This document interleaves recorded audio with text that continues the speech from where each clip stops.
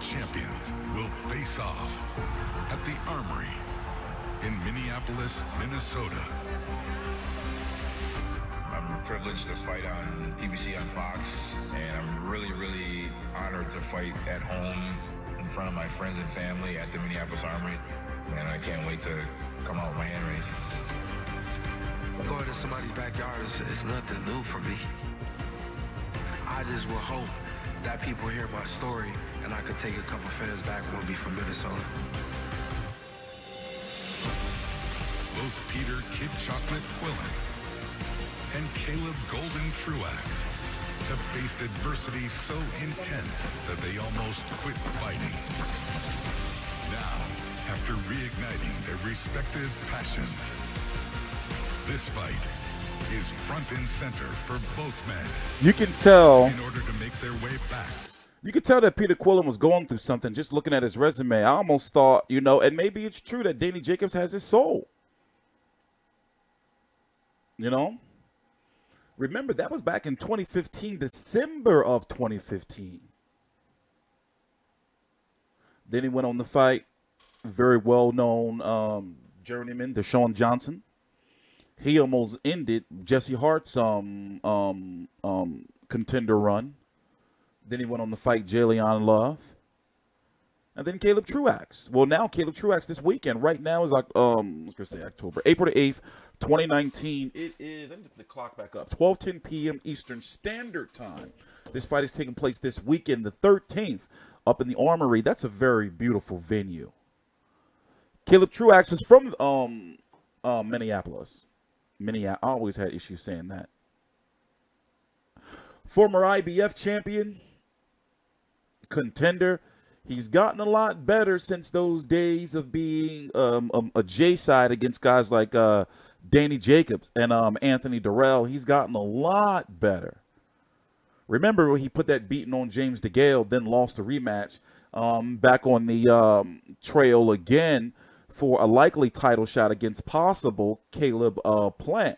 As you can see, Caleb Plant IBF, and you see Peter Quillin and Caleb Truax ranked number 4 and 5.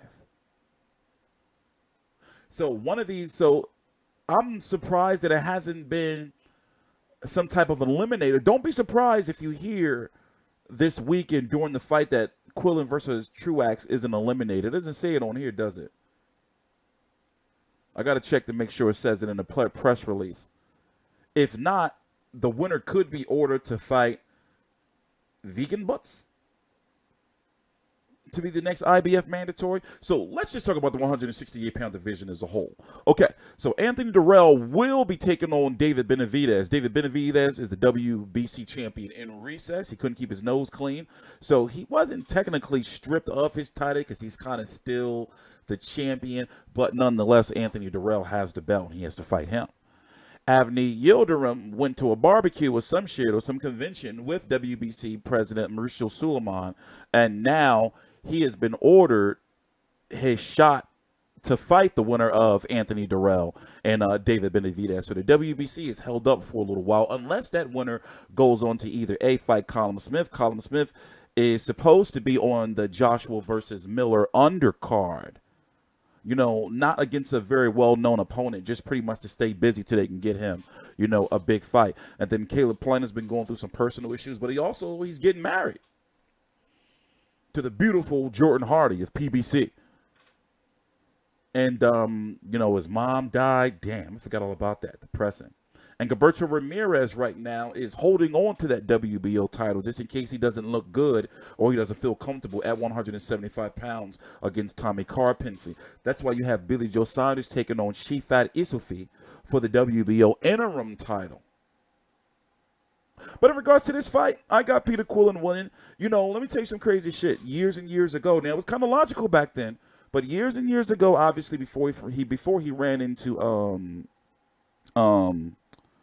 Danny Jacobs, you know, and before he dropped this title, that shit, you know, was a big deal back then. Remember, he dropped his WBO title, you know, and then tried to fight Danny Jacobs for his WBA title. Shit, basically, ever since he dropped that title, you know, and he didn't fight Matvey Korobov, correct? He's supposed to fight Matvey Korobov at 160, correct? than Andy Lee, and he went on to try to fight Andy Lee, and the fight ended in a draw. His shit wasn't together since then. You know, and he had a little bit of a scandal on Instagram that I'm not going to bring up, that somebody put out there. But nonetheless, I'm glad that Peter Quillin is doing good, because what I was going to say was, at one point in time, I was like, yo, he can really probably beat Golovkin. This was years ago, mind you. Like, Peter Quillin was good. He still is good, but something seems to be broken, you know? But this weekend, you know, now we're going to find out. Like, he has the skills. Like, he has the skill set to beat a guy like a Caleb Plant, to beat a Gilberto Ramirez, and to beat an Anthony Durrell. But where is it at inside of him? Is it still there? He's got the skill set. He's got the punch variety. He's got the movement. He's got the power. But, you know, is it still there? We're going to have to see. Y'all should check this out, though. This is a PBC countdown. They did a PBC face-to-face and a PBC countdown. And basically, obviously, what countdown is there, I'm going to stop using HBO 24/7. It's dead and gone unless HBO is not out. We're not going to talk about that, but basically, it's dead and gone for now. It's dead and gone. So I'm not going to say it's Fox's build-up docu-series or docu-show, whatever you want to call it, on the build-up to the fight. You know, you get to find out who Caleb Truax is. You get to find out who Peter Quillin is, what he's been doing with his time, what Caleb Truax was doing with his time in between fights. You know how the formula goes.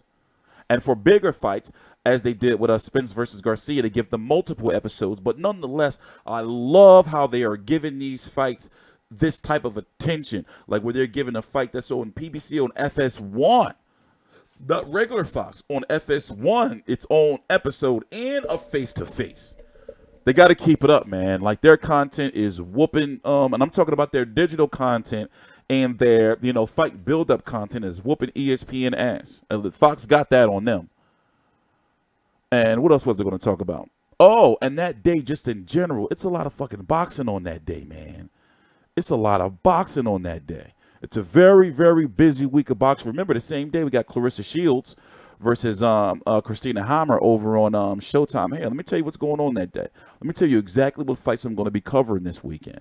I'm going to be covering Shields versus Hammer, right? I'm likely going to be covering, if they show it somewhere, which I likely they won't, Elena Gradiner versus Brenda Karen, how to pronounce her name, Jaime Munguia versus Dennis Hogan over on the Zone the same night. You got Caleb Truax, the same, 3 cards the same night. Caleb Truax, Peter Quillin. Then also on the undercard, which is IBF to be the mandatory for the IBF at 160 pounds, it's Eliminator. You're going to have Sergiy Derevyanchenko versus Jack Culcay. Also on this undercard, this is a fucking good-ass fucking card, man.